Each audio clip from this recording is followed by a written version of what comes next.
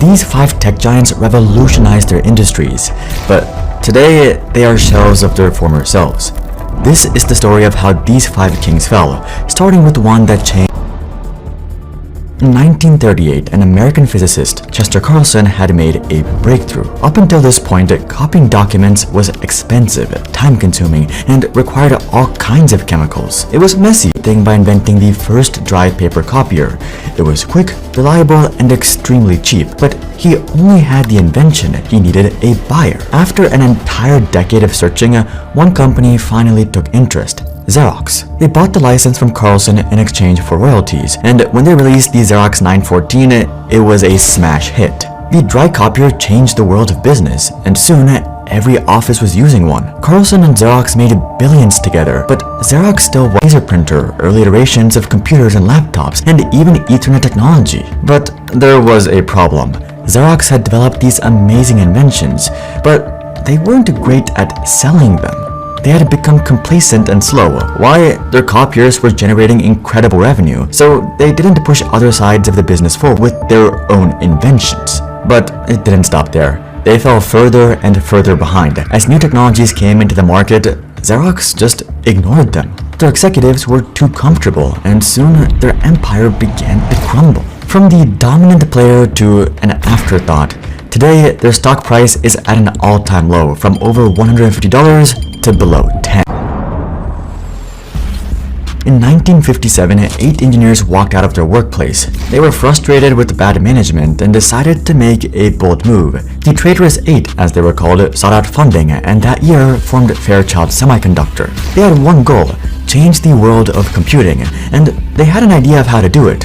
Every computer uses tiny switches called transistors. These simply turn on and off a flow of electricity. Extremely simple, but computers have millions or even billions of them.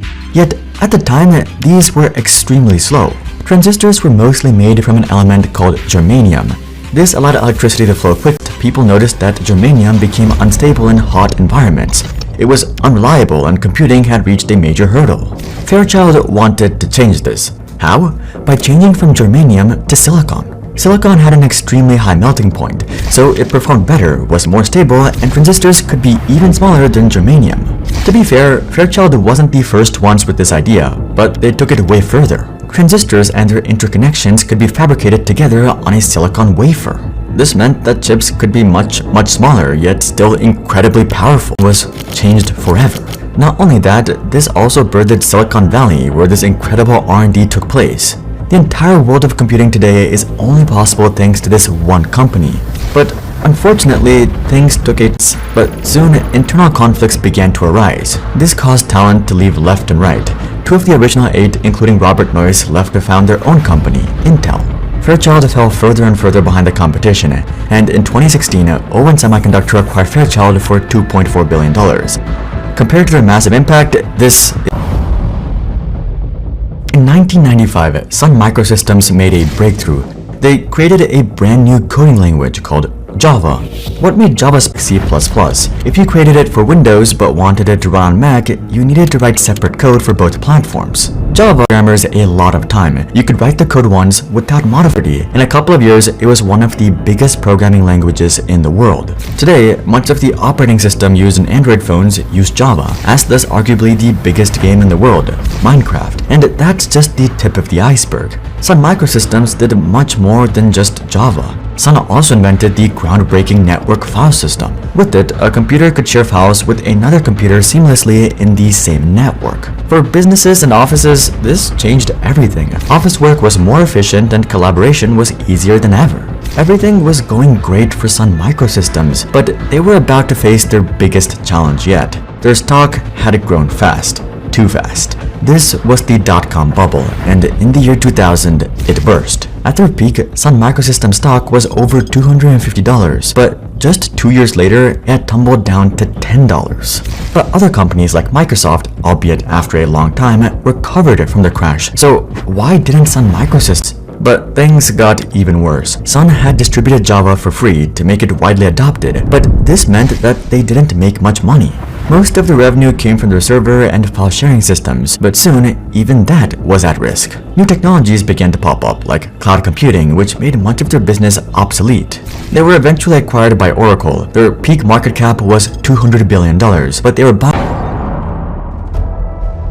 AT&T Bell Labs had possibly the biggest impact on computing, perhaps even more than Fairchild Semiconductor. They were a centralized research lab, and their innovations were astounding. In fact, they have so many inventions that it'd be impossible to list them all in this video.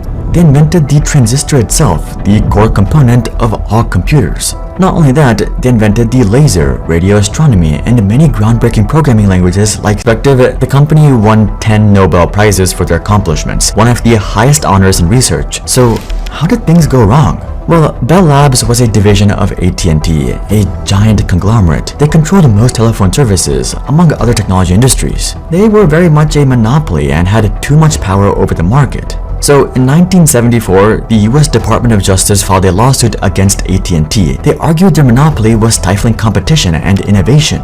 After a decade of legal battles, the company's many divisions, including Bell Labs, were split up, meaning that Bell Labs had suddenly lost all of its resources. It could still perform research, but not to the same extent, and as time went on, the market began to change. Giant central research firms became less common as companies chose to perform R&D in-house. There was less of a need for companies like Bell Labs. Their relevance shrunk, and soon they were acquired by. In the dot-com boom, internet traffic was growing rapidly, as was demand for network equipment and routers. At the time, the dominant player in this space was none other than Cisco, but soon another company began to challenge them. Juniper Networks was just 2 years later, they released their first product, the M40 Internet Backbone Router. The product had one focus: faster internet traffic and in higher volume. It contained custom-designed silicon and was 100 times faster than most competitors and 10 times faster than Cisco's 12,000 series. With high demand, money began flooding in for Juniper. Within just 1 year, 50 telecommunication companies were using the M40. Juniper began signing deals to distribute internationally, and the router was soon all across the world, from Europe to Hong Kong, and brought in a 2,500x return for investors. Juniper was the darling of both Wall Street and the tech industry. So, how did they fall from grace? Like their competitors, the dot-com burst hit hard, but Juniper did remain in the game. Unfortunately, they had all kinds of other challenges though. Newer competitors began to appear with newer, better routers, and despite their initial success, Juniper struggled to keep up. As technology progressed, Juniper fell behind with product launches, consistently delaying them, allowing competition to carve away their market stay, but their stock never recovered.